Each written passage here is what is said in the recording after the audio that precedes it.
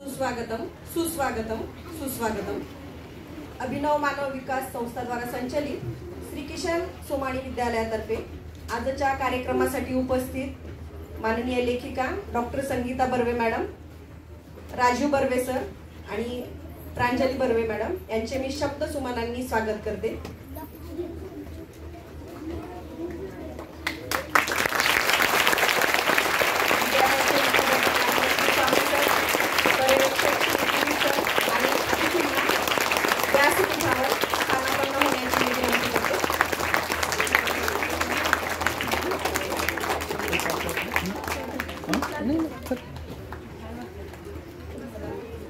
सर्व अतिथींचे शब्द सुमनांनी स्वागत करते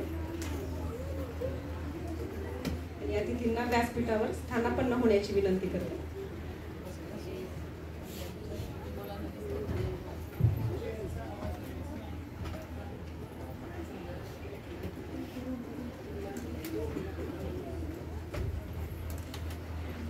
विद्यार्थी मॅडमला बघण्यासाठी खूप उत्सुक आहेत।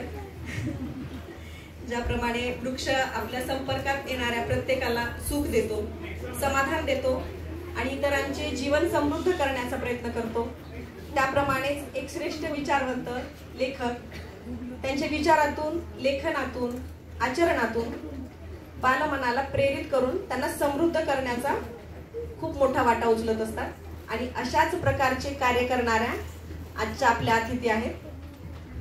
अतिथी देवो भव या उक्तीप्रमाणे आजच्या संवाद साहित्यिकांशी या कार्यक्रमास उपस्थित साहित्य अकादमी पुरस्कार प्राप्त लेखिका माननीय डॉक्टर संगीता बर्वे मॅडम यांचे स्वागत विद्यालयाचे मुख्याध्यापक श्री रमाकांतजी स्वामी सर यांना करण्याची मी विनंती करते।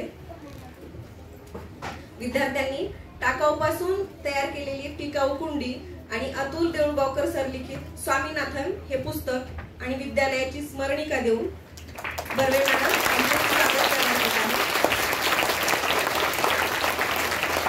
वैद्यकीय क्षेत्र व लेखनातून सामाजिक काम करणाऱ्या कवयित्री, गीतकार, कविता, कथा, ललित साहित्य, कादंबरी, अनुवाद या सर्व साहित्य प्रकारातून मुलांसाठी लेखन करणाऱ्या बालसाहित्यकार माननीय डॉक्टर संगीता बर्वे मॅडम यांच्या पियूची वही या कादंबरीला 2022 सालचा बाल साहित्य अकादमीचा राष्ट्रीय पुरस्कार मिळालेला आहे। आजवर त्यांची 25 पुस्तके प्रकाशित झालेली आहेत।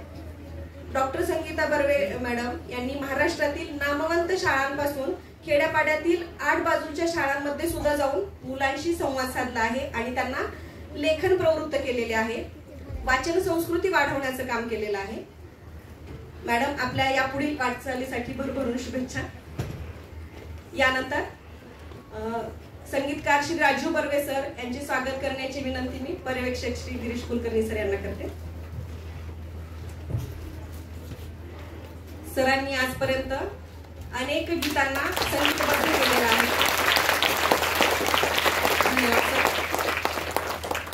यानंतर गायिका प्रांजली बर्वे मॅडम यांचं स्वागत करण्याची विनंती मी स्वामी सर यांना करते।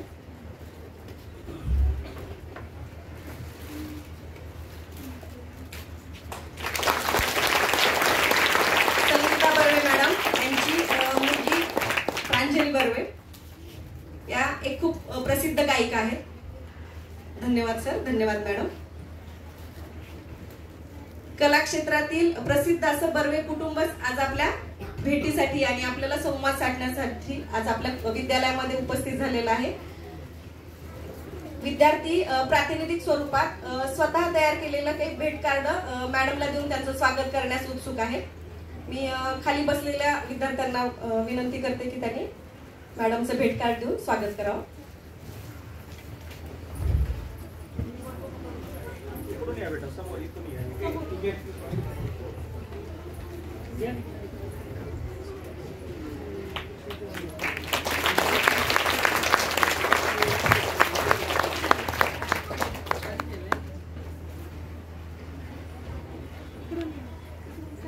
आमचे 3री 4थीचे विद्यार्थी मॅडमला भेटण्यासाठी, बघण्यासाठी आणि त्यांना शुभेच्छा देण्यासाठी, त्यांचं वेलकम करण्यासाठी खूप उत्सुक आहेत।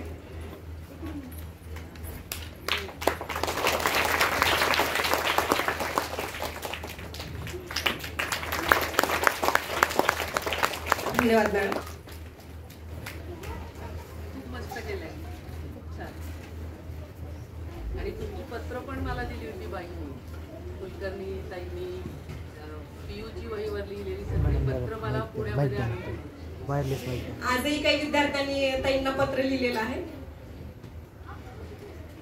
आजच्या कार्यक्रमाचे प्रास्ताविक करण्याची विनंती मी माझ्या सहकारी शिक्षिका सीमा कुलकर्णी मॅडम यांना करते.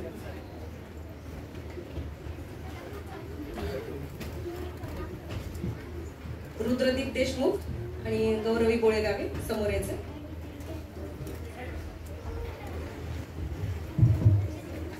सर्वांना नमस्कार. व्यासपीठावर उपस्थित आजच्या कार्यक्रमाच्या प्रमुख अतिथी आपल्या सर्वांच्या लाडक्या लेखिका श्रीमती संगीताताई बर्वे, तसेच प्रसिद्ध संगीतकार राजू बर्वे आणि त्यांची कन्या गायिका प्रांजली बर्वे, विद्यालयाचे मुख्याध्यापक आदरणीय रमाकांत स्वामी सर, पर्यवेक्षक श्री गिरीश कुलकर्णी सर, उपस्थित सर्व शिक्षक बंधू भगिनी आणि विद्यार्थी मित्रांनो, आज आपल्या विद्यालयामध्ये गीतकार, संगीतकार, गायक, लेखक असलेले कलावंत कुटुंब आपल्याशी संवाद साधण्यासाठी आले आहे. हे आपले खूप मोठे भाग्यच आहे. नुकताच बर्वे कुटुंबाला महाराष्ट्रातील कलावंत कुटुंब म्हणून पुरस्कार प्रदान करण्यात आलेला आहे. याबद्दल मी विद्यालयाच्या वतीने त्यांचे मनपूर्वक अभिनंदन करते. ज्यांच्या कविता या विद्यार्थ्यांनी अभ्यासल्या आहेत आणि पुढेही अभ्यासणार आहेत, म्हणजे पहिलीमध्येही संगीता बर्वे यांची कविता तुम्ही सगळ्यांनी अभ्यासली आहे आणि यानंतर 10वीला सुद्धा तुम्हाला त्यांनी लिहिलेली कविता परत अभ्यासायची आहे आणि त्यांनी लिहिलेली पुस्तके वाचायला सुद्धा मुलांना खूप आवडतात. आणि या लेखिका आज प्रत्यक्ष आपल्याला भेटायला येणार या कल्पनेने ताई आमची मुलं अगदी भारावून गेली आहेत. अगदी म्हणजे या बालमनाला त्या कशा दिसत असतील, किती अभ्यास करत असतील, कधी लिहित असतील, असे नाना प्रश्न आमच्या मुलांना पडलेले आहेत. आणि या मोबाईलच्या युगात मुलांवर उत्तम वाचन संस्कार करून उत्तम वाचक निर्माण व्हावेत यासाठी विद्यालयात विविध उपक्रम राबवले जातात. याचाच एक भाग म्हणजे विद्यार्थ्यांच्या वयोगटानुसार एक पुस्तक निवडून त्या पुस्तकाचे वर्गात शिक्षक अभिवाचन करून दाखवतात. मागील 3 वर्षांपासून आम्ही इयत्ता 3रीच्या विद्यार्थ्यांना आपण लिहिलेले पीयूची वही हे पुस्तक वाचून दाखवतो. या पुस्तकाला साहित्य क्षेत्रातील सर्वोच्च संस्था असलेल्या साहित्य कला अकादमीचा पुरस्कारही मिळालेला आहे. अगदी पहिल्या पानापासून ते शेवटच्या पानापर्यंत मुलांना ओढ लावणार, त्यांच्या भावविश्वाशी जोडलं गेलेलं हे पुस्तक मुलांचं मनोरंजन तर करतच, पण त्यासोबतच मुलांना स्वतःच्या सृजनशीलतेचा शोध घ्यायला लावणारं हे पुस्तक आमच्या मुलांना खूप आवडतं. यातील सॉलिड, आईसाहेब, अप्रतिम या शब्दांनी तर मुलांच्या मनात घरच केलं आहे आणि सतत बोलताना सुद्धा हे शब्द मुलं वापरत असतात. या पुस्तकामुळे अनेक विद्यार्थ्यांना रोजनिशी लिहिण्याची प्रेरणा मिळाली आहे. बरेच मुलं रोजनिशी लिहित सुद्धा आहेत. अगदी सोप्या भाषेत इतकं समर्पक लेखन सर्वांच्याच मनाला भावतं, म्हणूनच आम्ही हे पुस्तक वाचनासाठी म्हणून निवडलं आहे आणि यामुळे मुलांची वाचनाची गोडी वृद्धिंगत होण्यास सुद्धा मदत झाली आहे. यासोबतच आम्ही आमच्या विद्यालयामध्ये वर्गाच्या वेळापत्रकात आमचा वाचनाचा तास असतो. यात प्रत्येक वर्गामध्ये 40 पुस्तकांचा संच विद्यालयाने आम्हाला उपलब्ध करून दिलेला आहे. यावेळी मुले ही पुस्तकं वर्गामध्ये वाचतात, त्यातील माहिती लिहितात आणि परिपाठामध्ये त्याचे सादरीकरण सुद्धा करतात. वाढदिवसानिमित्त हे मुलं विद्यालयाच्या ग्रंथालयासाठी नवनवीन पुस्तकं भेट म्हणून देतात. या कोवळ्या कळ्या माझी लपले ज्ञानेश्वर शिवाजी, या कोवळ्या कळ्या माझी लपले ज्ञानेश्वर शिवाजी, विकसता प्रकटितील समाजी शेकडो महापुरुष. या उक्तीप्रमाणे विद्यार्थ्यांचा सर्वांगीण विकास करण्यासाठी, सुजाण आणि सुसंस्कृत नागरिक निर्माण करण्यासाठी आमचे विद्यालय सतत प्रयत्नशील असते. आज आम्हाला आपल्या मार्गदर्शनाचा लाभ मिळतो आहे याचा आम्हास खूप आनंद आहे. आपल्याशी संवाद साधण्यासाठी आमचे विद्यार्थी खूप उत्सुक आहेत आणि आपल्या मार्गदर्शनानंतर विद्यार्थी त्यांच्या बालमनाला पडलेले प्रश्नही विचारणार आहेत. मला एक गोष्ट आवर्जून म्हणजे या ठिकाणी सांगावीशी वाटते की माझी मागच्या वर्षीची विद्यार्थिनी मनस्वी मुंदडा, म्हणजे तिला तिची तब्येत बरी नव्हती, ती बराच काळ म्हणजे दवाखान्यामध्ये ती ऍडमिट होती. तर ती त्या काळामध्ये ती म्हणत होती की मला पीयूची वही पुस्तक आणून द्या आणि ते पुस्तक मला वाचायचंय. यासाठी तिने तिच्या वडिलांकडे हट्ट केला आणि घरी नेऊन ते पुस्तक वाचून काढलं तिने. म्हणजे यापेक्षा लेखकासाठी ही मोठी गोष्ट कुठली असेल असं मला तरी वाटत नाही. तर आपण विद्यालयात आलात त्याबद्दल आपले खूप खूप स्वागत. विद्यालयाने मला या ठिकाणी प्रास्ताविक करण्याची संधी दिली त्याबद्दल धन्यवाद. धन्यवाद. रोजच्या जगण्यात हजारो शब्द आपल्या बोलण्यात ऐकण्यात येतात आणि वाऱ्यावरती विरूनही जातात. पण हे शब्द जर कवितेत एकत्र गुंफले तर जादू होते. ते वाचताना मनावर संस्कार होतात, आनंद मिळतो. संगीता बर्वे मॅडम यांच्या कविता वाचताना देखील असाच आनंद आमच्या विद्यार्थ्यांना मिळतो. केवळ पियूची वही, आदितीची सफर ही पुस्तकेच नाही तर त्यांच्या कविता सुद्धा मुलांना खूप आवडतात. संगीता बर्वे लिखित गंमत झाली भारी या कविता संग्रहातील या चिमण्यांनो ही कविता आपल्या समोर सादर करत आहे चिरंजीव रुद्रदीप देशमुख.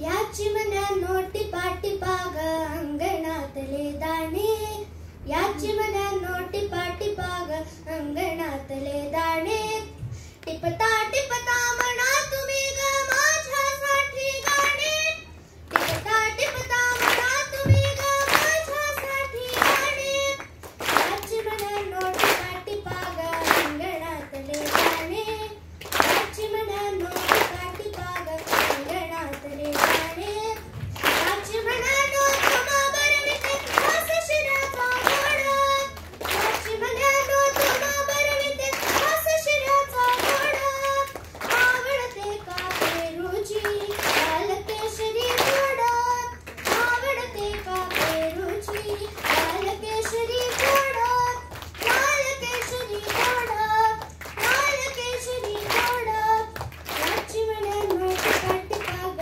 अंगणातले दाणे, या चिमण्यांनो टिपा टिपा ग अंगणातले दाणे,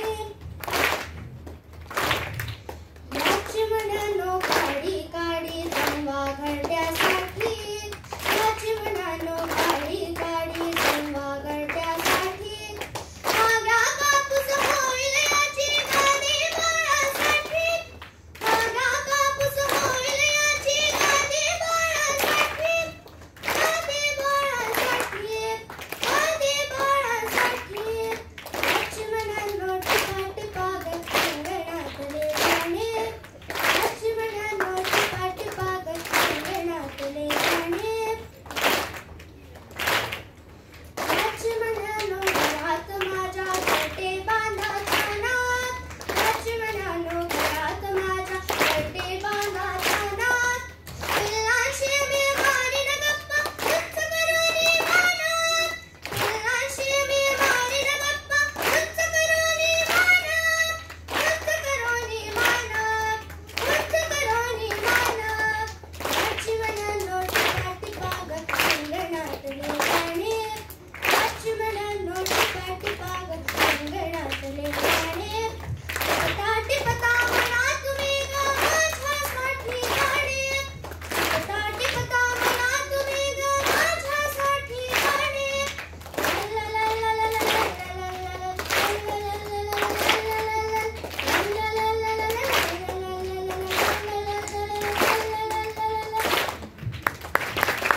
खूप छान. आणि याचे संगीतकार इथे बसलेले आहेत आणि लहानपणी जी ना ओरिजिनल गायले ते गायिका पण इथे बसलेली आहे. या गाण्याचे संगीतकार श्री राजीव बर्वे सर यांनी हे गाणं संगीतबद्ध केलेलं आहे आणि हे सुमधुर आवाजात गायलंय प्रांजलीताईने. लेखिका संगीता बर्वे यांच्या पियूच्या वही पुस्तकातील पियू हिने आमच्या विद्यार्थ्यांच्या मनामनात नव्हे तर हृदयात घर केलेलं आहे. या पुस्तकाशी जोडला गेलेला प्रत्येक विद्यार्थी पियूची वही या पुस्तकाबद्दल बोलण्यास उत्सुक आहे. प्रातिनिधिक स्वरूपात भेटूया पियूशी म्हणजे गौरवी गोळेगावे.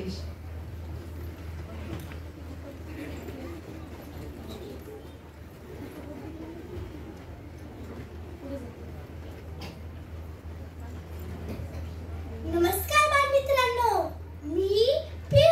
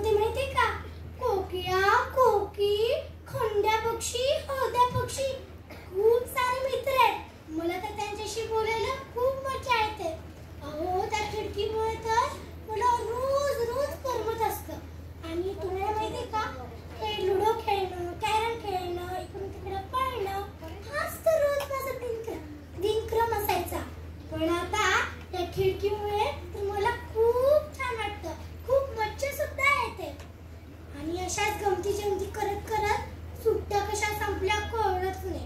आणि आता शाळा सुरू झाली आणि शाळेच्या पहिल्याच दिवशी बाईंनी सगळ्यांना विचारलं, काय काय केलं सुट्ट्यात? मग काय मी सांगितलं सगळं. अहो बाईंना खरंच वाटेना की. मग मी काय केलं माहिती का? माझी डायरी त्यांना दाखवली. अहो त्या बाई तर अशा डायरीला आश्चर्यानेच पाहत होत्या. आणि मग काय त्यांनी माझं भरपूर कौतुक केलं आणि मला आणि माझी डायरीला घेऊन मला मुख्याध्यापकांच्या ऑफिस मध्ये सुद्धा नेलं. मग मुख्याध्यापकांनी माझी वही पाहून अप्रतिम असं म्हटलं. आणि हा तर शब्द माझ्या बाबांचा आहे, तो पण आवडता, अप्रतिम. आणि मग त्यांनी तर माझं खूप अभिनंदन केलं. अख्ख्या शाळेत माझं कौतुक होत होतं. आणि तुम्हाला म्हणून सांगते, अहो मला तर ना या पूर्ण शाळेची हिरोईन झाल्यासारखं वाटत होतं. हो, आणि अशाच गमती जमती ऐकण्यासाठी तुम्ही पिऊची वही वाचताय ना? वाचा हा. धन्यवाद. मी गौरवी. म्हणजे मला सुद्धा ही पिऊची वही खूप आवडली आणि आमच्या सीमाबाई तर रोज वाचून दाखवायच्या. आणि त्या पिऊ सारखी सुद्धा मी पण अशी रोजनिशी केली आहे. मी पण याच्यात रोज काय जे काही झालं ते सुद्धा लिहिते, अगदी पिऊ सारखं. आणि ही जी डायरी आहे ना, अशीच डायरी तुम्ही पण बनवायची आहे पिऊ सारखी आणि रोज लिहायचंय. धन्यवाद. एखाद्या साहित्यिकासमोर, कलावंतांसमोर त्यांच्याच साहित्याचे कलाविष्कार सादर करण्याचे भाग्य आज आम्हाला या ठिकाणी लाभले आहे. यानंतर आजच्या कार्यक्रमाच्या प्रमुख अतिथी माननीय डॉक्टर संगीता बर्वे मॅडम यांना मी विनंती करते की त्यांनी आमच्या विद्यार्थ्यांशी संवाद साधावा.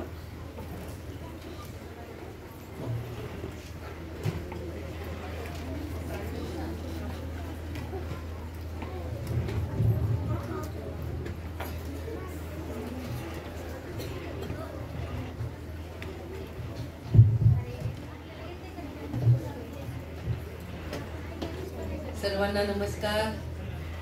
सर्वांना नमस्कार. मला खूप आनंद झाला. इतकी सुंदर पियूची वही वाचली आहे. गौरवी ना, खूप छान. आणि या चिमण्यांना कोणी म्हटलं? रुद्र. किती सुंदर म्हटलं गाणं. म्हणजे इतक्या लांबपर्यंत आपलं साहित्य पोचतंय, गाणी पोचतायत, याचा खूप आनंद होतो. आता तुम्ही सगळे खूप लहान लहान मुलं आहात म्हणून मी काय करते, आता एक झाड आजोबा नावाचं माझं पुस्तक आहे. हा, काय नाव आहे पुस्तकाचं? हा. आणि हे झाड आजोबाचं पुस्तक आहे ना, ही मुलगी छोटी 7वीत असताना ही सगळी चित्र तिनं काढलेली आहे, आतली सगळी चित्र. आणि हे सगळं मुखपृष्ठ वगैरे सगळं हिनं 7वीत असताना केलेलं आहे.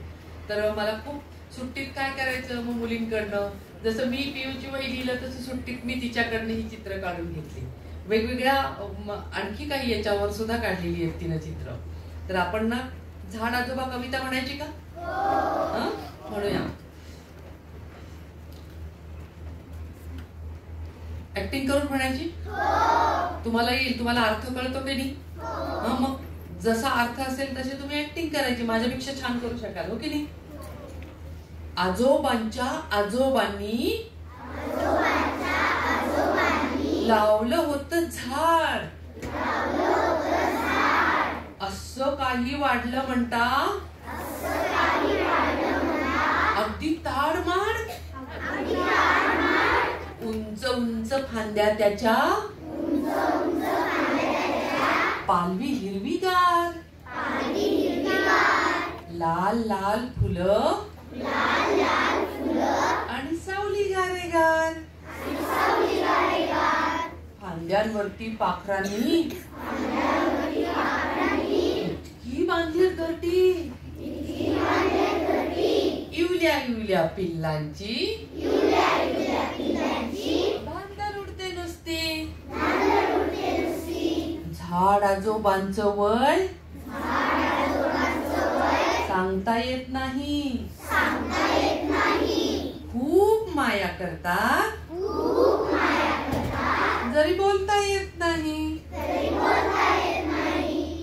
आजोबांचा असा दराराच मोठा तोडू पाहाल कुणी तर पाठीत बसेल सोटा. आता तुम्हाला ची गंमत सांगते या कवितेची. स्नेहालय म्हणून संस्था आहे नगरची, ज्या संस्थेमध्ये खूप वेगवेगळ्या प्रकारची अनाथ मुलं, HIV पॉझिटिव्ह मुलं, काय म्हणे वेश्यांची मुलं, अशी सगळी खूप खूप संख्येनं राहतात आणि आई बाबांना सोडून राहतात सगळे. तर आम्ही दोघी त्या संस्थेमध्ये गेलो होतो आणि आम्ही असेच ती सगळी मुलं बसली होती आणि ही कविता मी त्यांना म्हणून घेतली त्यांच्याकडनं. त्या मुलांनी अतिशय आत्मीयतेने ती ऐकली. नंतर आम्हाला सगळं तिकडचं स्नेहालय मोठं ती संस्थान सगळं ते दाखवायला घेऊन गेले, काय काय त्यांनी काम केलंय ते. आणि संध्याकाळी आम्ही आलो तर ती सगळी मुलं पळत पळत माझ्याकडे आली आणि संगीताताई काय झालं माहितीये का तुम्हाला, हे आमचं झाड, हे झाड तोडायला JCB क्रेन आली होती आणि ते तोडायला लागले. आम्ही गेलो तिथे, तुम्ही सकाळी सांगितलं होतं ना झाड आजोबांची कविता, आम्ही म्हटलं हे आमचे झाड आजोबा आहेत, यांना तोडायचं नाही, नाहीतर पाठीत सोटा बसेल. आणि सगळ्यांनी त्या झाडाला मिठी मारली आणि JCB आणि क्रेन जी झाड तोडायला आली होती ते लांब, बघा आम्ही तिकडे लांब जाऊन ते बसले, त्यांना आम्ही तोडूच दिलं नाही झाड. तर छोट्या मुलांकडून सुद्धा एक छोटी कविता, पण त्या कवितेनं त्या मुलांच्या मनावर किती चांगल्या प्रकारे परिणाम होतो, तो अर्थ त्यांना कसा कळतो आणि तो अर्थ ते त्याचं ऍप्लिकेशन कसं करतात ह्याचा मलाच धडा मिळाला की अरे म्हणजे आपल्या कवितेचं अशा पद्धतीनं पुढे जात आहे का की मुलांपर्यंत ही सूचना त्यांच्यापर्यंत पोहोचते किंवा ही भावना त्यांच्या मनामध्ये निर्माण होतीये. हे मला जास्त छान वाटलं. आता आपण दुसरी कविता म्हणायची का? तर इतकी छोटी मुलं आहेत की मला बाकी भाषण करताच येणार नाही काही. जे त्यांना आवडतं ते. मी तुम्हाला एक गंमत सांगते, वाचून दाखवते आधी आम्ही एक कविता, मग आपण दुसरी म्हणूया. मी तुमच्या एवढी होते बरं का, दुसरीत होते, दुसरी. आणि तुम्ही कितवीत आहात आता? तिसरी चौथी मध्ये आहात नाही का? मी दुसरीत होते आणि मला ना सारखं वाटत होतं की सशावर काहीतरी मला लिहायचंय दुसरीत असताना. आणि मी सारखं म्हणायचे एक होता ससा, पुढे काय बरं लिहावं, काय काय असं. आता माझा तुमच्या एवढा छोटासा बिंदू होता ना, मला इतकं आठवायचं नाही, तर मी म्हणायचे एक होता ससा वाटत होता मसा. अरे चा, पण मसा म्हणजे काय बरं का? तर मसा म्हणजे काही नसतं बरं का. माझ्याच मनाशी मी विचार करायचे. हा, मग म्हणायचे मसाला असतं, मसाला नाही का डब्यामध्ये. पण मग एक होता ससाला वाटत होता मसाला, असं कसं नाही होणार.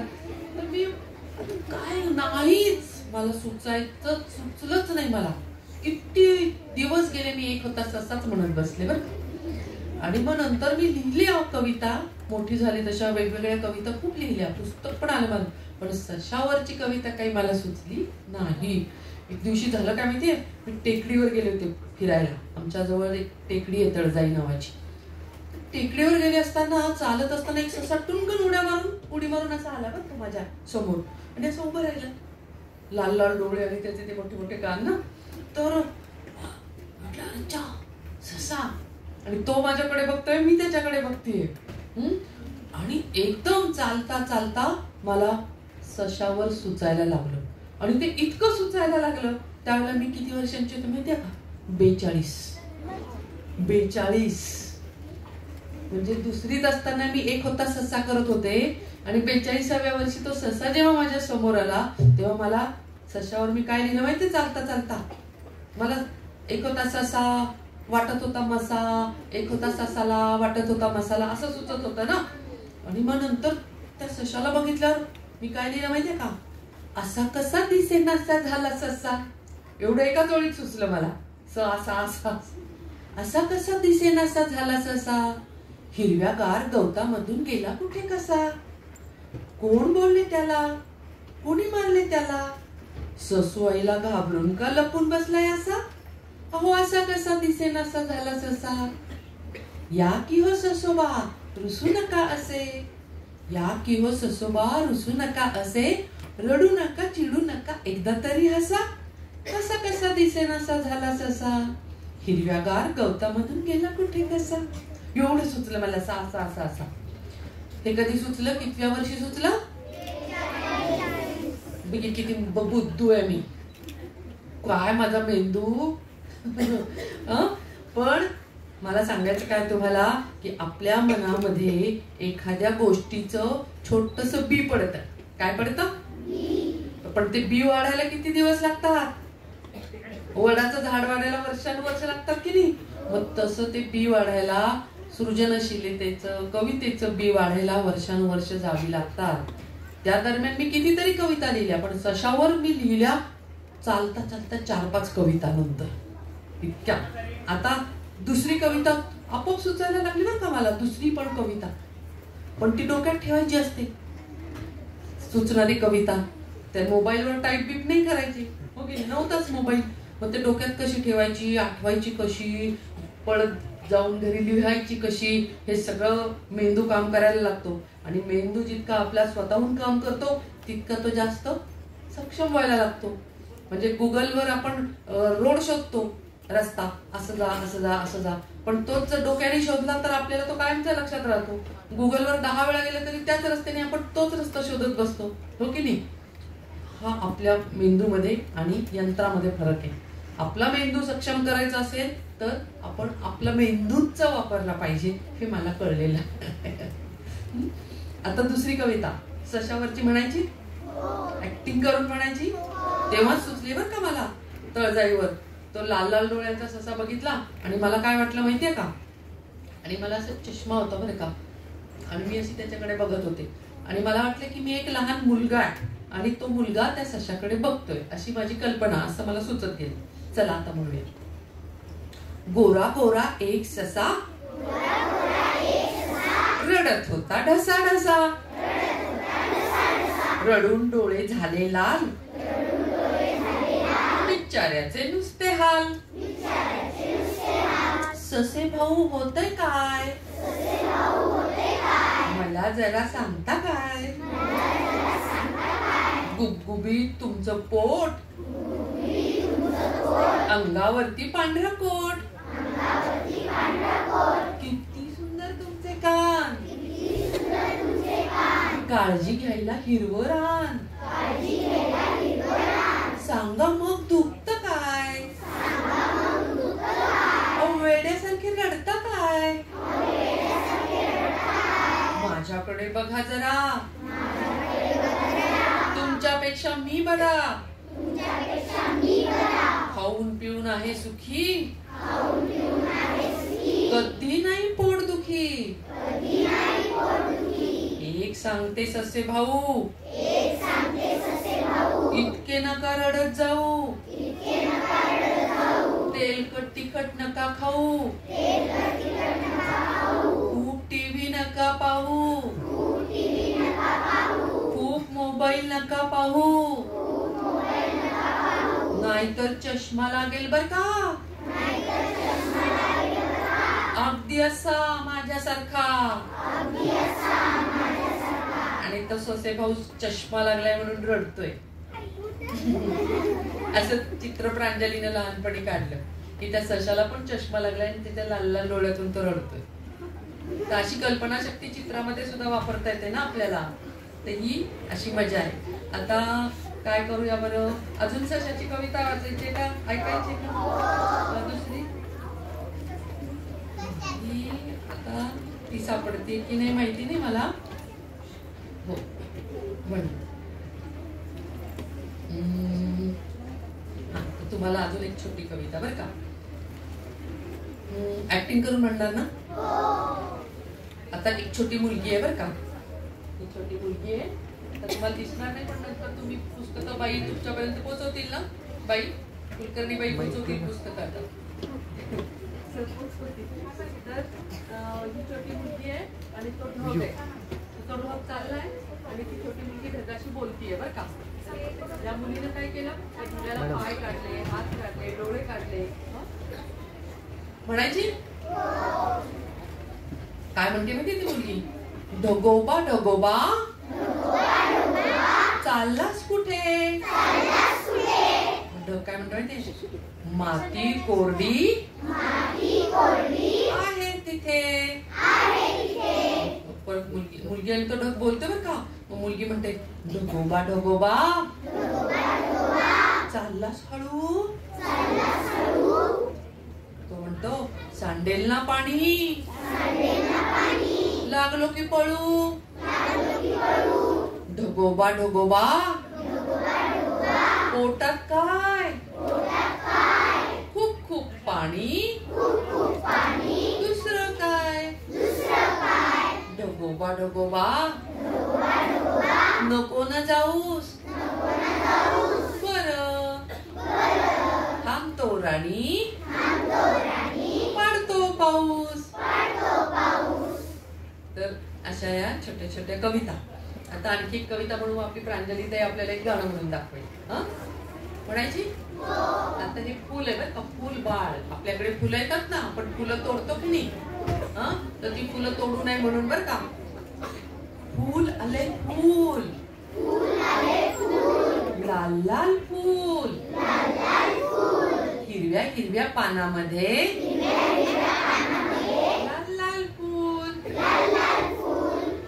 तोडू नका, हात लावू नका. इवल्या इवल्या फुलाला त्रास देऊ नका. बाळ आहे ते, वेल त्याची आई. पानांचा झुला त्याला वाऱ्याची अंगाई. फूल बाळ बघतय बघा,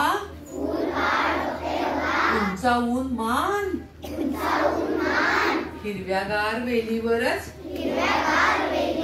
दिसत की नाही छान. आता पहिलीला का दुसऱ्याला कविता आहे माझी? पहिलीला आहे. आमची काळजी घ्यायची बरं का. आणि 10वीला माझी कविता काही वर्षांपूर्वी म्हणजे आत्ताच्या मागच्या याच्यापूर्वी होती मल्हाराची धून म्हणून. आणि इंग्रजी माध्यमाला सुद्धा होती ढग उतरून आले म्हणून. तर आता ही कविता माझ्याकडे पहिलीची मुलं आहेत का?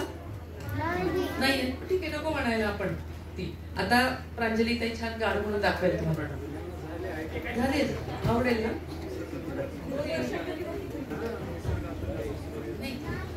आता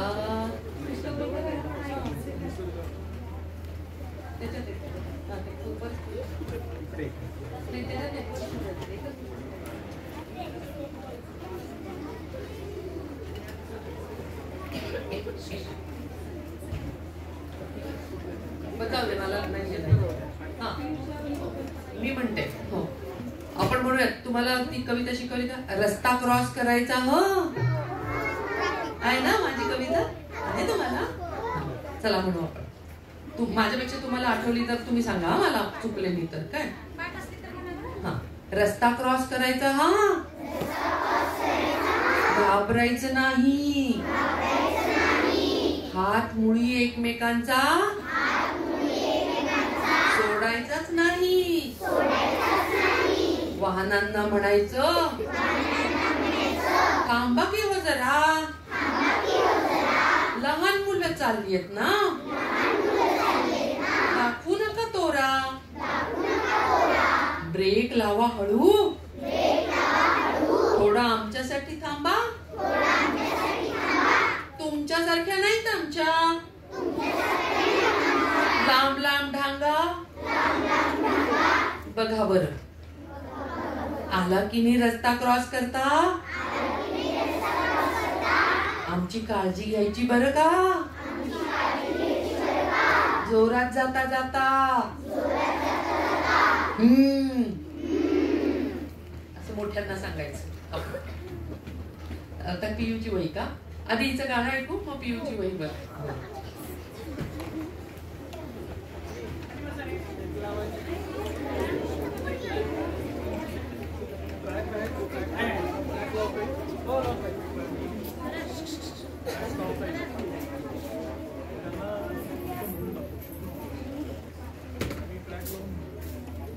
आता एक गाणं आहे बरं का.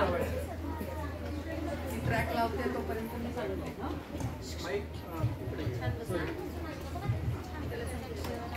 हे गाणं आहे ना, हे भाषेचं गाणं आहे, मराठी भाषेचं गाणं. हे गाणं NCPA संस्थेनं मला 3 गाणी लिहायला सांगितली आणि आमच्या कुटुंबाला ते काम दिलं. त्यांनी सांगितलं आम्हाला की मुलांना शिकवण्यासाठी एक गाणं मराठी भाषेतून, एक इंग्रजी भाषेतून आणि एक हिंदी भाषेतून असं आम्हाला हवंय. तर राजीव बर्वेंनी संगीत दिलंय, मी 3 गाणी लिहिली आहेत, हिनं त्यातलं ट्रान्सलेट पण केलंय आणि हिनं ती 3ही गाणी गायलेली आहेत आणि ती मुंबईच्या शाळांमध्ये सगळ्या मुलांकडनं म्हणून घेतली आहेत त्यांनी भाषा दिनाच्या दिवशी सुद्धा. तर ते गाणं मी YouTubeवर आहे, मी तुम्हाला पाठवीन, तुम्ही सुद्धा मुलांकडनं बसवून घ्या. तर हे गाणं ती ट्रॅकवर आता म्हणतीये. तुम्ही लहान आहात पण तुम्हाला याचा अर्थ नक्की कळणार आहे. कानाने चांगलं ऐकलं, व्यवस्थित कान देऊन ऐकलं की आपल्याला इथे कळतं. कान देऊन नाही ऐकलं की नाही कळत, हो की नाही? म्हणून कसं ऐकायचं? कान देऊन ऐकायचं. बघा कळते की नाही.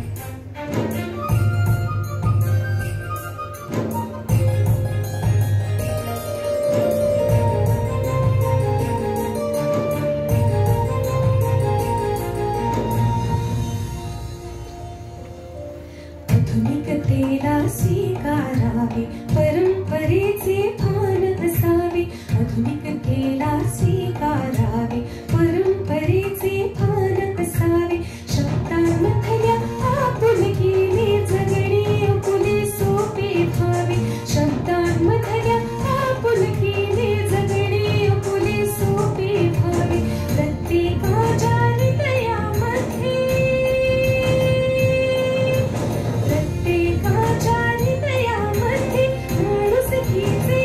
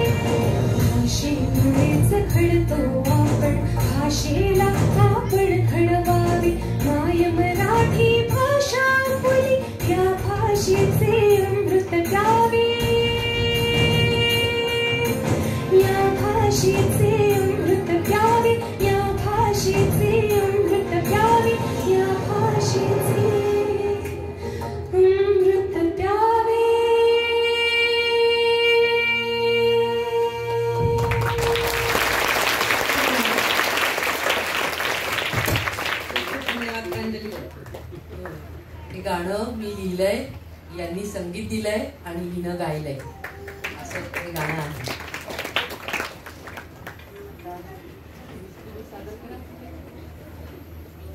राजीव बर्वेंना सांगते सादर करायला.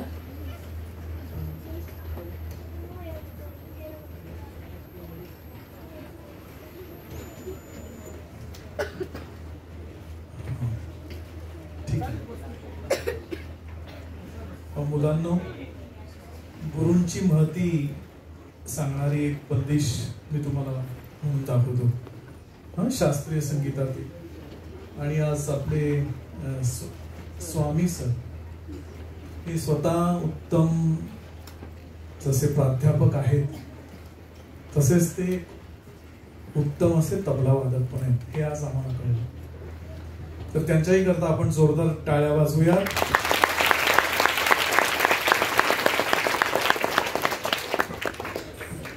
तर एक बंदिश मी सादर करतोय.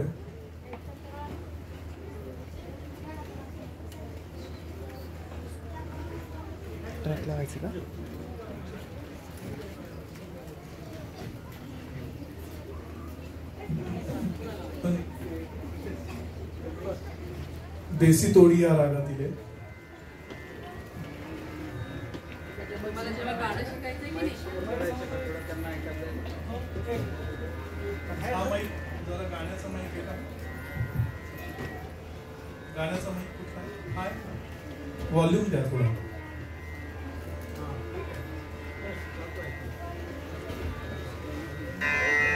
आता ही जी याला म्हणतात बंदिश, काय म्हणतात?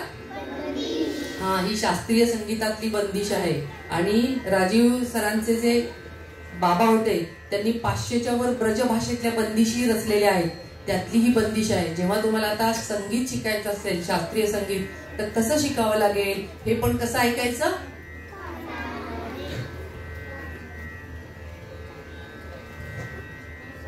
ऐकाल ना?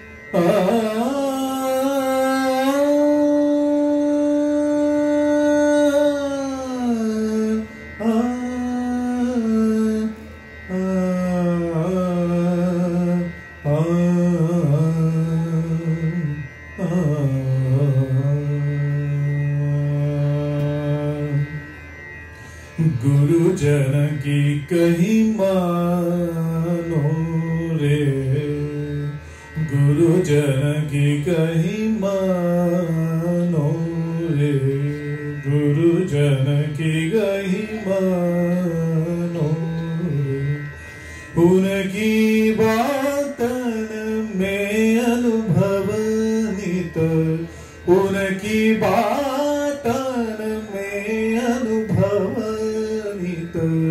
उनकी बातन में अनुभवनित, गुरुजन की कहीं मानो रे, गुरुजन की कहीं मानो रे।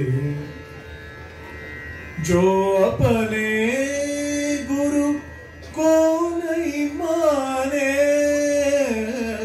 जो अपने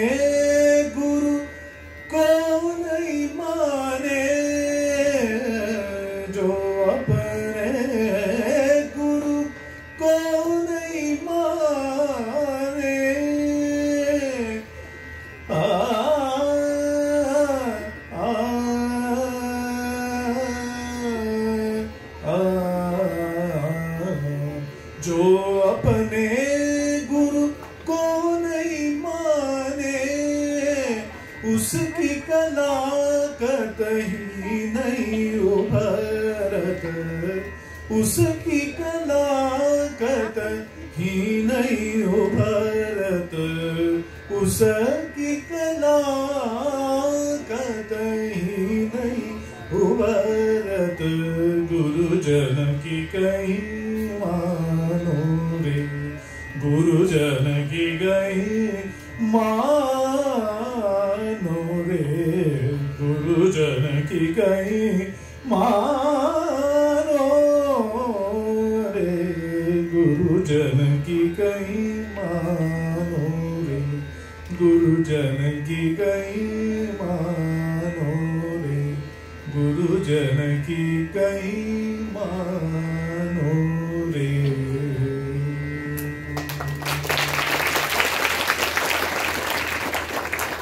काय कळलं तुम्हाला? की गुरूंचं नेहमी ऐकायचं, नाहीतर मग आपल्याला आपला अभ्यास नीट होत नाही, हो की नाही? आपली कला नीट होत नाही. म्हणून आपल्या सगळ्या शिक्षकांचं काय करायचं? ऐकायचं, शांतपणे ऐकायचं, ते डोक्यात ठेवायचं आणि ते ग्रहण करायचं, लिहून काढायचं आणि शांत बसून छान त्यांच्याकडनं शिकायचं, हो की नाही? आता तुम्हाला एक गाणं शिकायचं का? आवडेल का तुम्हाला? मी ताई तुम्हाला गाणं शिकवेल. एक शिकवशी आहे तुझ्याकडे?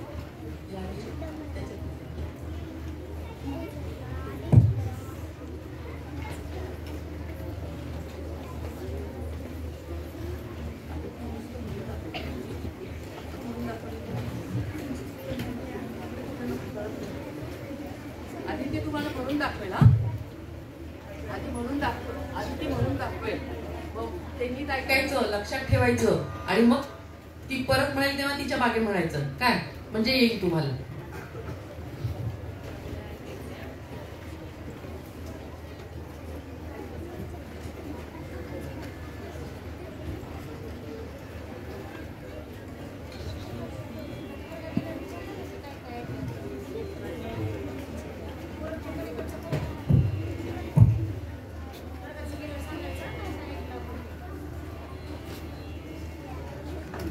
ठीक आहे, मी आधी हे म्हणून दाखवते.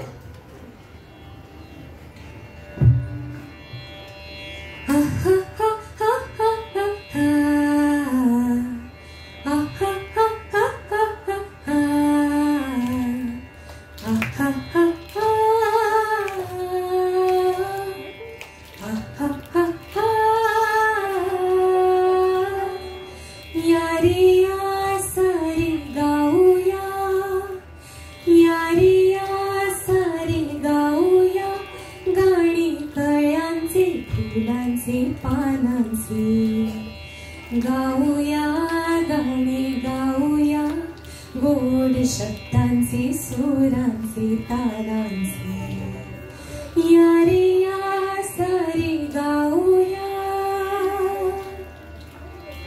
इथे झुळझुळ वाहती झरी गाती पानांच्या आडपाखरी इथे झुळझुळ वाहती झरी गाती पानांच्या आडपाखरी नभाचे निळ्या पंखांचे गाणी रंगांचे गंधांचे छंदाचे गाऊया गाणी गाऊया गोड शब्दांचे सुरांचे तालांचे या रे या सारे गाऊया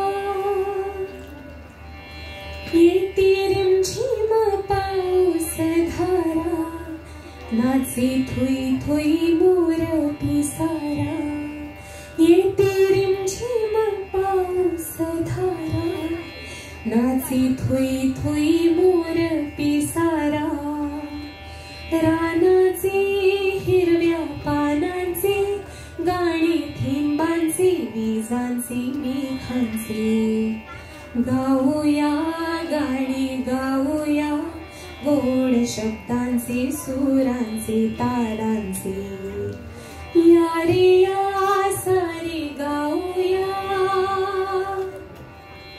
इंद्रधनुचा रंगीत झुला उंच आभाळी झोकात गेला इंद्रधनुचा रंगीत झुला उंच आभाळी झोकात गेला मातीचे हिरव्या चाफ्याचे गाणी वाऱ्याचे ताऱ्यांचे साऱ्यांचे गाऊया गाणी गाऊया गोड शब्दांचे सुरांचे तालांचे या रे या सारी गाऊया या रे या सारी गाऊया या रे या सारी गाऊया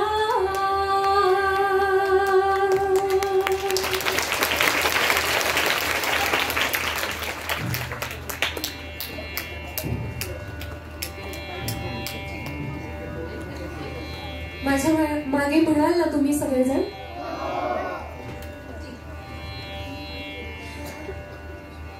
या रे या सारी गाऊया ओहो या रे या सारी गाऊया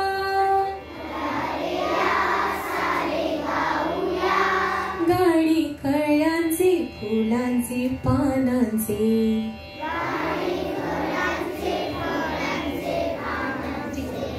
गाणी या रे या सारी गाऊया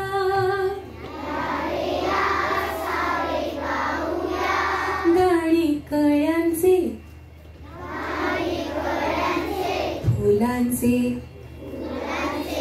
पानांचे गाऊया गाणी गाऊया गोड शब्दांचे सुरांचे तालांचे तालांचे या रे या सारी गाऊया ओहो किती गोड म्हणताय तुम्ही या रे या सारी गाऊया गाणी कळ्यांचे फुलांचे पानांचे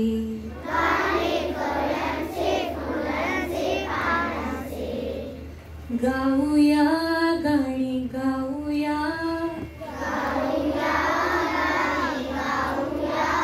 गोड शब्दांचे सुरांचे तालांचे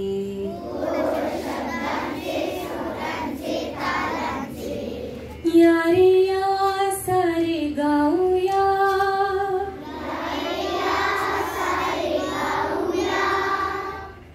इथे झुळझुळ वाहती झरे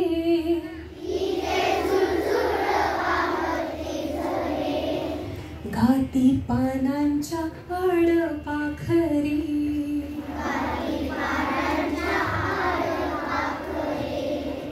नभाचे निळ्या पंखांचे गाणी रंगांचे गंधांचे छंदाचे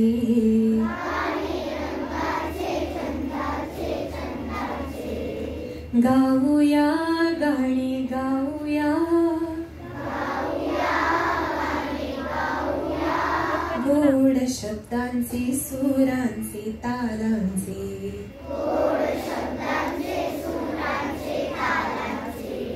या रे या सारे गाऊया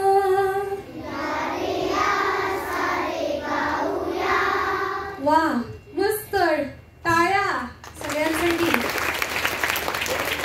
मस्त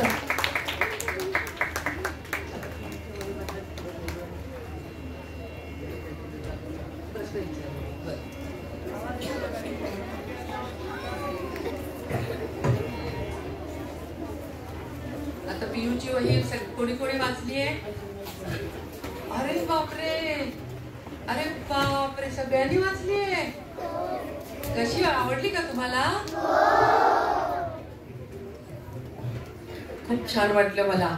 आणि तुमची पत्र सुद्धा मला मिळाली बरं का. कोणी कोणी पाठवलेली पत्र तुम्ही मिळवली, ती सगळी मी जपून ठेवली आहेत. काही ताईंनी पण जपून ठेवली आहेत. तर आता काय बरं करू मी?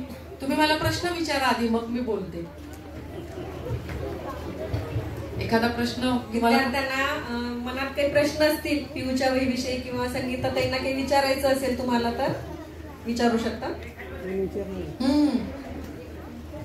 हा विचार. तुम्ही या पुस्तकाला पियूची वही असे नाव का दिले? मला ते नाव खूप छान वाटलं. पियू छोटस, म्हणजे आपण कोकिळा कसं कुहू करते ना, तसं पियू असं मला नाव छान वाटलं, म्हणून मी त्याला पियूची वही असं नाव दिलं. हा. नमस्कार मॅडम. नमस्कार मॅडम, तुम्हाला एक पुस्तक लिहायला किती दिवस लागतात? खूप दिवस लागतात. आता हे पुस्तक आहे ना, झिपरू नावाचं पुस्तक आहे बघ, ते तुम्ही वाचा. आता कादंबरी आहे, अस्वलावरची कादंबरी आहे, की त्या अस्वलाला कसं सगळे पकडून नेतात आणि सर्कशीत काम करायला लावतात आणि अस्वलाला काय वाटतं. तर ही कादंबरी लिहायला मला 10 वर्ष लागली. किती पानांची आहे? 80 पानांची फक्त कादंबरी आहे. पण मी इथपर्यंत डायऱ्या लिहिल्या, खालून इथपर्यंत. मग ते अस्वल कसं दिसतं, ते कसं असतं, मग ते पाहायला मी कात्रजच्या उद्यानात रोज जात होते. ते काय खातं, काय पितं, त्याचं वजन काय आहे, त्याची पिल्लं कशी आहेत, ती कशी वागतात, ते सगळं मी मग सर्कस मध्ये जायला लागले. सर्कस मध्ये सर्कस बघायला लागले, त्या सर्कशीतल्या लोकांशी बोलायला लागले. मग सर्कस मध्ये त्यावेळेला प्राणी कसे पाळत होते, मग त्या प्राण्यांना काय वाटत असेल, हे सगळा विचार करून लिहिलेला आहे. आणि याच्यावर आता पुण्यामध्ये शेखर नाईक म्हणून दिग्दर्शक आहेत, त्यांनी नाटक तयार केलंय, याच्यावर नाटक बसवलंय आणि तुमच्या एवढीच मुलं ती नाटक सादर करतात आणि त्याचे हाऊसफुल प्रयोग आता चाललेले आहेत पुण्यामध्ये. झिपरू नक्की वाचा तुम्ही. नमस्कार मॅडम, मी पण डायरी लिहायला सुरुवात करणार आहे. पण डायरी कशी लिहावी आणि काय काय लिहावं तुम्ही सांगचाल का? हो, सांगेन ना. आता तुला डायरी लिहायची आहे की नाही? मग आता समजा आज काय काय झालं इथे, ते सगळं लिहून काढायचं घरी. तुला काय काय वाटलं ते डायरी लिहायला सुरुवात झाली तुझी. आज आत्ता तू बसलीस की नाही इथे, मग इथे काय काय झालं, मी काय बोलले, तुम्ही काय विचारले प्रश्न, मुलांनी कशी उत्तरं दिली, गाणी कशी म्हटली प्रांजूताईंनी, राजीव दादांनी, सर कसे होते आमचे ऐकायला, ताई कशा होत्या, हो की नाही, मी कुठे बसून ऐकलं ते, हे सगळं जर तू असा एक छान विचार केलास तर तुला लिहिता येईल आणि तुझी डायरी लिहायला सुरुवात होईल. तुझं नाव काय? ईश्वरीची डायरी, हो की नाही? नमस्ते मॅडम, पियू सारखी तुम्ही रोज डायरी लिहिता का? पियू सारखी मी रोज डायरी लिहिते. मग त्या डायरीचे तुम्ही नाव काय दिलं? आता पियूची वही लिहिली, नंतर दुसरी लिहिलं मी ते माझं आजोळ. पियूची वही भाग दुसरा, माझा आजोळ लिहिलीये. त्याच्यामध्ये ती पियू गावाला गेली एकटी बसनी, 7वी 8वीतली मुलगी, आणि मग तिला आजी आजोबांकडे काय काय दिसलं, तिनं काय काय पाहिलं, हे सगळं याच्यामध्ये लिहिलंय. आणि आता तिसरी पण मी लिहिते. याला विचारायचं इकडे इकडे इकडे. हा रुद्र, असंच विचार. थांब विचार. तुम्ही लेखनाचं कार्य कधीपासून सुरू केलं? खूप लहानपणापासून, तुमच्या एवढे असल्यापासून मी लिहिते. ते काही सगळं छापून येत नाही आपलं, पण जे चांगलं असेल तेवढंच फक्त मग घ्यायचं आणि बाकीचं सगळं ठेवून द्यायचं. लहानपणापासून खूप काय काय केलं ते हरवून गेलं कुठे कुठे, नंतरचंही खूप हरवलं, पण जे राहिलं त्यातलं छोटं छोटं ते जे चांगलं होतं ते छापलं गेलं. कारण प्रकाशक तेच छापतात, काही छापत नाही. त्यामुळं जे चांगलं होतं ते छापलं गेलं आणि त्याची पुस्तकं झाली तुमच्यासाठी. नमस्ते मॅडम, मला पण लेखक व्हावं असं वाटतं, तर त्यासाठी मी काय करू? त्यासाठी तू खूप वाचन कर, रोज लिहायला सुरुवात कर आणि काय काय आपल्याला लिहिता येते ते बघ, खूप लिह. मॅडम, तुमच्या मनात अशा ही गोष्ट छान आहे, खूप चांगली आहे. ताई, तुम्ही आतापर्यंत किती पुस्तकं लिहिलेली आहेत? आतापर्यंत मी 25 पुस्तकं लिहिली आणि माझ्या मनात चांगल्या भावना येतात कारण मी चांगला विचार करते. आणि चांगला विचार करणं ही गोष्ट स्वतःला शिकवावी लागते, त्याची सवय लागावी लागते, स्वतःला सवय लावावी लागते. म्हणजे आपल्या मनात जर वाईट विचार आला तर पटकन तो बदलायचा, तो कसा बदलायचा आणि चांगला विचार आणायचा, हे जेव्हा आपल्याला ट्रेनिंग आपल्या मनाला आपण द्यायला लागतो ना, आपल्याला दुःख होतं, मग एकदम काहीतरी वाटायला लागतं. पण त्याच वेळेला आपला आनंद कशात आहे ते आठवलं ना की बरोबर आपलं मन उलट्या बाजूने विचार करायला लागतं. अशा प्रकारे मला चांगलं चांगलं सुचतं. जेव्हा वाईट दुःखी असते तेव्हा मी रडते, पण काही रडत नाही असं नाही, सगळे रडतात. नमस्ते मॅडम, तुम्ही पुस्तकं लिहिल्यानंतर कुणाकडून तपासून घेता? माझ्याचकडून तपासते. कोण तपासणार माझी पुस्तकं? मलाच तपासावं लागतं ते, कारण खूप लिहावं लागतं आणि जेव्हा खूप लिहायला लागतो तेव्हा कळायला लागतं आपलं काय चुकलंय आणि मग ते बदलत राहायचं, सारखं बदलत बदलत चांगलं होत जातं ते आणि तपासून होतं. नमस्ते मॅडम, तुमच्या पुस्तकातले चित्रे कोणी काढले आहेत? माझ्या पियूची वही पुस्तकातले चित्र जी आहे ती रुजुता घाटे नावाची मुंबईची चित्रकार आहे, मोठी आर्टिस्ट आहे, पण ती माझ्या ओळखीचीच नाहीये. कारण प्रकाशकांनी ते तिच्याकडे दिलेले आहे आणि तिने ही चित्र काढली. खूप सुंदर चित्र आहे ती सगळी. जे स्कूलची विद्यार्थिनी आहे ती आणि खूप चांगली आर्टिस्ट आहे. माझ्याशी फोनवर बोलली जेव्हा साहित्य अकादमी पुरस्कार मला मिळाला तेव्हा. पण असं असतं की प्रत्येक जण आपलं काम शांतपणे करत असतं, त्यामुळे असं काही खूप अरे चला आता त्यांना भेटू यांना भेटू असं काही नसतं. ही कामं करायला आम्हाला अनेक वर्ष लागतात आणि ते आम्ही शांतपणे घरात बसून करत असते मी. पण जेव्हा असं बोलवलं जातं कुठे शाळेमध्ये तेव्हा थोडं सांगता येतं की अरे मी असं केलं बरं का, त्यावेळेला आनंद होतो. नमस्ते मॅडम, पियू ही खरी आहे का? पियू ही खरी आहे, ती माझ्या मनात आहे, माझ्या मनातली पियू आहे ती. मी लहान असतानाची जी मी तीच पियू आहे, खरं सांगायचं.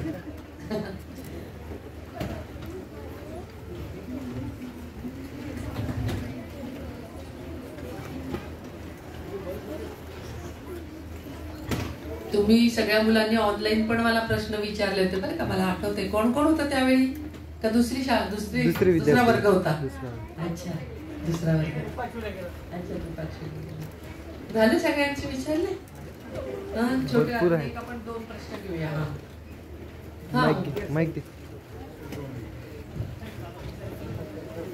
नमस्ते मॅडम, तुम्ही गाण्याची पुस्तके किती लिहिलात? खूप लिहिली तशी काय काय, आणि गाणी पण लिहिले. तुम्हाला ते गाणं माहितीये का, गुरु शिष्य पौर्णिमेचं धर्मवीर चित्रपटातलं भेटला विठ्ठल माझा भेटला विठ्ठल, ते पण मी लिहिलंय. नंतर मुंबई पुणे मुंबई चित्रपटातली गाणी आहेत ती लिहिली आहेत. नंतर तुम्ही युट्यूबवर, आता माझं काही युट्यूब वगैरे नाहीये, पण ज्यांनी माझ्याकडून लिहून घेतलेत ती खूप गाणी मी लिहिलेली आहेत. भगतसिंग राजगुरू सुखदेव मधले राजगुरू जे आहेत त्यांच्यावरचं एक मोठं गाणं मी लिहिलेलं आहे. नंतर स्टार प्रवाहावरचे गणपतीचं खूप 8-9 कडव्यांचं गाणं, जे सगळ्या त्या सिरियल मध्ये काम करणाऱ्या सगळ्या ज्या हिरोईन्स आहेत त्या सगळ्या त्याच्यावर डान्स केलाय, ते एक गाणं मी लिहिलं आहे. मी बाईंना पाठवीन तुमच्या, तुम्ही कधीतरी पडद्यावर दाखवा. आणि लहान मुलांची जी गाणी आहेत ती पण मी, खरं माझ्या VCDs खूप आहेत, पण आता त्या VCDs आहेत त्यामुळे त्या युट्यूबवर कशा आणायच्या हे अजून मला काही समजलेलं नाहीये. कारण फुलोत्सव जो होतो कार्यक्रम पुण्यामध्ये खूप मोठ्या प्रमाणामध्ये दरवर्षी, तर त्यातला पहिला फुलोत्सव, दुसरा फुलोत्सव आणि तिसरा फुलोत्सव, तिन्ही फुलोत्सवामध्ये माझ्या कवितांवर कार्यक्रम केले गेलेले आहेत. त्याचं संगीत यांनी दिलेलं आहे आणि ती गायली पण माझ्या मुलींनी आहे. असं जसं इंटरनॅशनल फेस्टिवल, किर्लोस्कर वसुंधरा इंटरनॅशनल फेस्टिवलमध्ये राणा फुले नावाचा कार्यक्रम तुमच्यासारख्या 40 मुला-मुलींनी नृत्य नाट्य काव्यातून सादर केलंय. असं खूप काय काय केलंय, पण ते आता मला दाखवता नाही येते, माझ्याकडे त्याचं उपलब्धी किती आहे माहिती नाही, पण खूप काम केलं मी अशा प्रकारे मुलांसाठी. नमस्ते मॅडम, तुम्ही पुस्तके लिहायला केव्हा सुरुवात केली? लहानपणापासून म्हटलं मी तुला, पण मोठी झाल्यावर मला कळायला लागलं तेव्हापासून त्याचं पुस्तकात रूपांतर व्हायला लागलं आणि जे जे चांगलं होतं त्याचं पुस्तकात रूपांतर झालं. आणि मी केव्हा लिहिते हे तुम्हाला सांगते. पुस्तक मी सगळं घरातलं काम करून बाहेरची कामं करून मग लिहिते. म्हणजे आता भाजी फोडणीला टाकली आहे तर इकडे पटकन माझं एक पान लिहून होतं, तिकडे भाजी शिजते. मग थोडंसं कणिक मळले की परत मला जरा कंटाळा आला की मी इकडे लिहिते, मग तिकडे पोळ्या करते. असं सुद्धा करते. म्हणजे घरातलं काम करते सगळं. असं नाही की घरातलं काम नाही मला, धाम नाही का हो. सगळं काम करते. त्यांना माहिती आहे, त्यांना जेवण खाऊ घालते, छान त्यांना जेवायला लागतं, चांगलं चविष्ट, तर ते सगळं करते आणि मग माझं काम करते. मध्यरात्री पण उठते, कधी झोप नाही आली तर लिहिते, पहाटे उठून लिहिते, कधी मला मोकळा वेळ असेल तेव्हा लिहिते. असं करते. इथे सरांचा फोन येतो. हॅलो. हा, झालं? झाले सारे प्रश्न ना? बस आता दमलेलो मी.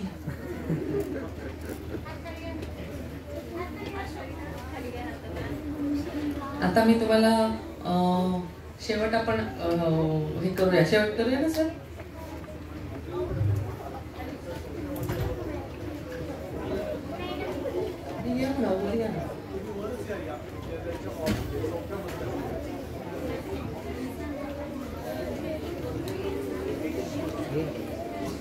एक मिनिट हा मुलांना. किशन सोमानी शाळेच्या 4थ्या मजल्यावर काय करते माहितीये का? हे आता तुम्ही दुसरं पुस्तक वाचणार, माझा आजोळ पीयूच्या वही नंतरचा दुसरा भाग वाचणार का? वाचणार का? बरं, आता मी छोटस वाचून दाखवते यातलं. आणि कसं वाचायचं? प्रांजली तू वाचतेस का? प्रांजलीनं यातली 100 पानं, ही सगळी 100 पानं पुणे विद्यापीठानं प्रांजलीकडून वाचून घेतली आहेत. तर मला वाटतं प्रांजली तूच वाच आता.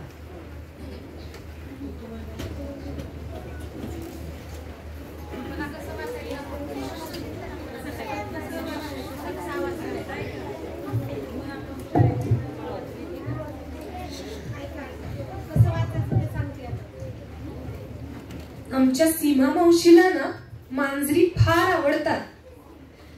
बेलापूरच्या घरात दरवेळी आम्ही आलो ना की वेगळ्या मांजरी असतात. हा, सध्या 3 मांजरी आहेत. एक मांजर अगदी पांढरी शुभ्र आहे बर का. तिचं नाव काय माहितीये का? ससा. ससा हे मांजरीचं नाव असू शकतं का? तर मला वाटलं म्हणून असं म्हणते हा सीमा मावशी. मला वाटलं की माझ्या मांजरीचं नाव ससा ठेवावं. Any objection? आम्ही म्हटलं नाही बुवा, नो ऑब्जेक्शन. आजी म्हणते तिला काही बोलायची सोयच नाही, भाषेची पर 80 की 83 करून टाकते ती. मग माझी जरा आजी टोमणे मारायच्या उद्देशाने बोलायला लागते. म्हणते कशी, ए ससा ये ग बाई इकडे, दूध हवंय का तुला? ससा कुठे गेली बघ ग जरा. आजीचं बोलणं सीमा मावशीला बरोबर कळतं, पण ती सुद्धा काही कमी नाही. ती पण हाक मारते, ससा ए ससा कुठे गेली ग ही? सीमा मावशीची हाक ऐकताच म्याव म्याव करत ससा हजर होते. आता दुसऱ्या 2 मांजरी, हा, त्यातल्या एकीचं नाव तुतू आणि दुसरीचं नाव मेमे. दिवसभर तुतू मेमे चालू असतं. मेमे तुतूशी भांडू नकोस. तुतू मेमे अंगणात मस्त खेळतात. हा, ससा मात्र कोपऱ्यात बसलीये बर का. सीमा मावशी म्हणाली, ए तुतू इकडे ये. मेमे जा पळ, तुतूला शोधून आण बरं. असं काय काय बोलणं सुरू होतं घरात. जाम मजा येते. मला तर हसूच येतं बर का बोलताना. आजीला मी हळूच विचारलं, आजी तुला कोण आवडतं ग? तू मेमे की ससा? तर डाफरलीच ती. म्हणाली, कोणीच नाही आवडत मला. नाव तरी काय एकेकीचं? माझं तर डोकंच भणभणत. तू काय, मेमे काय, ससा काय? बर, आंब्यांच्या झाडावरच्या खारींना सुद्धा नाव आहेत बर का. काय आहेत नाव? एकीचं नाव श्यामल आणि दुसरीचं नाव कोमल. शिवाय ते 2 डोमकावळे येतात रोज अगदी जेवणाच्या वेळेला. त्यांची नावं काय बरं? एकाचं नाव राकेश तर दुसऱ्याचं रमेश. मला तर ओळखू येत नाही कोण राकेश आणि कोण रमेश. हिला मात्र बरोबर कळतं. आधीच्या मांजरींची नावही अशीच. एकीचं नाव सुंदरी, दुसरीचं नाव फिंदरी आणि तिसरी भिंगरी. सुंदरी का? तर सुंदर दिसते म्हणून. मिशा फेंदारल्या म्हणून ती फिंदरी. आणि गावभर फिरते ती भिंगरी. शिवाय सकाळ संध्याकाळ दाराशी कुत्री उभी राहतात. त्यांना रोज पोळी भाकरी खायला घालायची. त्या भटक्या कुत्र्यांना सुद्धा नावं ठेवली तिनं. गब्बर, कोको, चिमण, टिपू, चमन, गुंड्या, रुस्तू. आता फक्त घरातल्या पाली, झुरळ आणि मुंग्यांचं बारसं व्हायचं राहिलंय. फॅडीस नुसते. खूप धन्यवाद. यानंतर कार्यक्रमाचा औपचारिक भाग म्हणजे ऋणनिर्देश. मी विद्यालयाचे मुख्याध्यापक श्री रमाकांत स्वामी सर यांना विनंती करते की त्यांनी आपलं मनोगत व्यक्त करावं आणि ऋणनिर्देश करावे.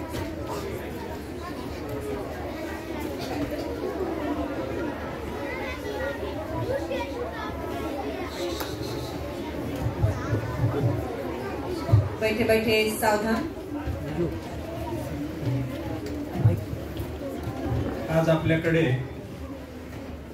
इतका एक चांगला योग खरं तर घडून येतोय.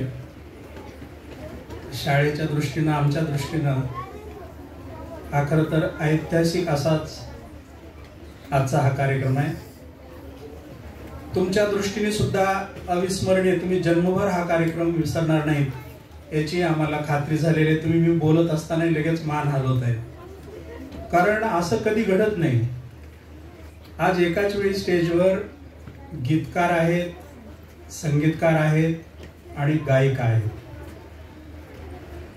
त्याच्यापैकी प्रत्येक जण एक जण हे स्वतंत्र कार्यक्रम करू शकतात. पण आपणाला आज एक संधी चालून आलेली की तिघही एकाच वेळी आपणाला उपलब्ध झाले. आणि मॅडम सांगतो की तुम्ही सहज आम्हाला उपलब्ध झालात. याचा अर्थ तुमचं मोल किंवा महत्व आम्ही ओळखू शकणार नाही असं अजिबात नाही. आम्ही ओळखतो. आमच्यासाठी ही खूप मोठी उपलब्धी आहे. खरं तर विद्यार्थ्यांना 2-3 वर्ष, आता ही 3री बॅच आहे. सीमा मॅडम सांगत होत्या पीयूची वही वाचन उपक्रम वर्गामध्ये चालू आहे. पहिली बॅच 5वीला गेली, दुसरी आता 4थीला आहे आणि यावर्षी 3रीच्या बॅचला पण हा उपक्रम चालू आहे. आणि त्या पुस्तकानं अक्षरशः विद्यार्थ्यांना, तुम्हाला सगळ्यांना वेळ लावलेला आहे. तर तुमच्यासाठी कितीही आनंदाची पर्वणी आहे खरं तर की ज्या लेखिकेंचं आपण पुस्तक वाचतो एवढा तुमच्या मनावर प्रभाव पडलाय. मग तीव्र इच्छा असते की कधीतरी त्या आपल्याला भेटल्या तर कसं वाटेल. आणि आज ही संधी तुम्हाला सहज उपलब्ध झालेली आहे. हे तुमच्यासाठी खूप फार महत्वाची खरं तर घटना आहे. मॅडम, मध्येच तुम्ही स्नेहालयचा एक उल्लेख केला नगरच्या संस्थेचा. मला सांगायला आनंद वाटेल, या विद्यालयातील शिक्षिका एक मंडळ त्यांचं दरवर्षी काही वर्गणी इथं जमा करून स्नेहालयाला दरवर्षी पाठवतात. एवढं जोडलेले आहेत खरं तर. करील जो मनोरंजन मुलांचे, जडेल नाते प्रभूशी तयांचे. जेव्हा संगीता मॅडम तुमच्याशी बोलत होत्या पुन्हा पुन्हा हा विचार येत होता. कारण तुम्ही इतका वेळ झाला, तास सव्वा तास झालं, कारण माहित आहे तुम्ही किती वेळ शांत बसता, पण आज एवढा वेळ झालेला आहे तरी तुम्ही सगळं हरवून गेलात आणि तुम्हाला आनंद होतोय. मॅडम जेवढं तुमच्याशी बोलतायत तेवढं सगळं देहभान विसरून तुम्ही त्याच्यामध्ये सहभागी होत आहात. ही अतिशय गोष्ट ही सुद्धा चांगली घडत आहे. मॅडमच्या ज्या कविता आहेत तुम्हाला कळेल अशी भाषा आहे, पण त्या एवढ्या अर्थगर्भ अशा कविता आहेत. खूप सोप्या शब्दामध्ये अतिशय अर्थपूर्ण अशा त्या कविता आहेत. म्हणून मॅडम लहानांपासून मोठ्यांपर्यंत सगळ्यासाठी लिखाण करतात. आता मॅडम अडचण काय झाली, तुम्ही आल्यानंतर ही लहान मुलं समोर बसवण्याची 1-2 कारणं की तुमची वेळ 10 नंतरचीच होती विद्यालयात आणि 11:15 आमची ती शाळा सुटलेली आहे 5वी ते 10वी शनिवारी. मग पर्याय काहीच नव्हता. आपण तर आम्हाला वेळ दिलेला होता, यायचं मान्य केलेलं होतं. मग आम्ही ठरवलं की चला ज्या विद्यार्थ्यांकडून या पुस्तकाचं वाचन होतं त्या विद्यार्थ्यांशी तुमची भेट होईल आणि त्या मुलालाही आनंद वाटेल. म्हणून हे छोटे छोटे विद्यार्थी तुमच्या समोर आज खरं तर उपस्थित आहेत. कधी योग आला तर विद्यालयातील सर्व विद्यार्थ्यांसाठी सुद्धा तुमच्या कार्यक्रमाबाबत आम्ही निश्चित तुम्हाला विनंती करू कधीतरी वेळ देण्याबाबत. हे सगळा कार्यक्रम पाहिल्यानंतर वाटते की तुमचे कार्यक्रम मला काही माहिती नाही, पण अतिशय चांगल्या शाळांमध्ये तर नेहमी होत असतील. कारण विद्यार्थ्यांशी कसा संवाद साधावा तुमचा प्रत्येक शब्द मुलांना या ठिकाणी कळलेला आहे. कारण तुम्ही सगळं विसरून ह्या मुलांबरोबर त्यांच्याशी त्या पातळीवर येऊन जो संवाद साधला त्यामुळे हे सगळे मुलं खरं तर आज अतिशय प्रसन्न झालेले.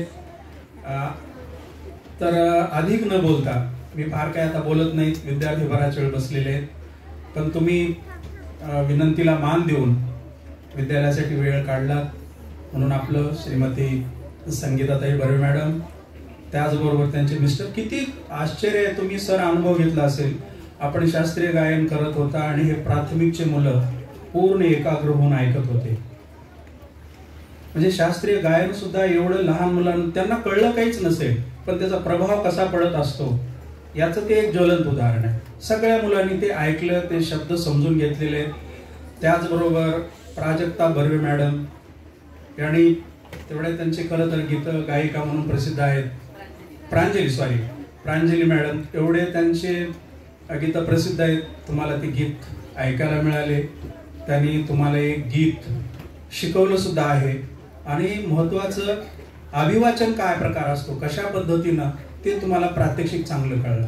मॅडम आम्ही स्नेह संमेलनामध्ये विद्यार्थ्यांच्या अभिवाचनाचे कार्यक्रम ठेवतो. या निमित्ताने एवढं सांगेल शाळेबद्दल 2 वाक्यात की निकाल तर चांगला आहेच, या ठिकाणी निकालाबद्दल फार काही बोलावं असं नाही. 160 विद्यार्थ्यांपैकी 81 विद्यार्थी हे 90% पेक्षा अधिक मार्क्स बोर्ड परीक्षेत घेतलेले. गुणवत्तेबाबत तसं आहे, पण आमचं लक्ष हे गुणवत्ता परीक्षेतील मार्क्सवर कधीच नाही.